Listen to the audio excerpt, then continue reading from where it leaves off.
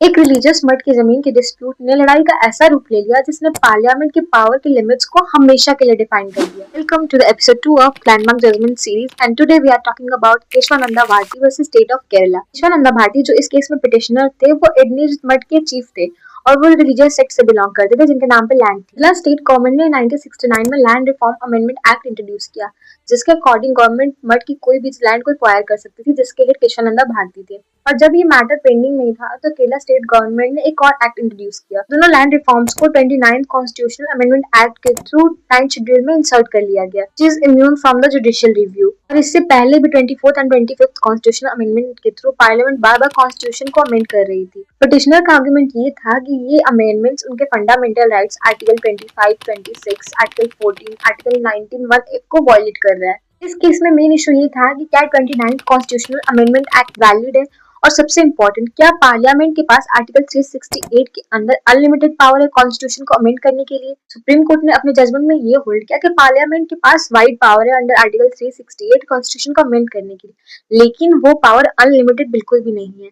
Court ने clearly बोला कि पार्लियामेंट कॉन्स्टिट्यूशन के किसी भी पार्ट को अमेंड कर सकती है लेकिन वो बेसिक स्ट्रक्चर को ऑल्टर या डिस्ट्रॉय नहीं कर सकती। और इसी जजमेंट के through doctrine of basic structure establish हुआ जो इंडियन कॉन्स्टिट्यूशनल लॉ में बहुत इंपॉर्टेंट प्रिंसिपल माना जाता है। ऐसी और भी लैंडमार्क जजमेंट सीरीज के लिए डू फॉलो दिस पेज।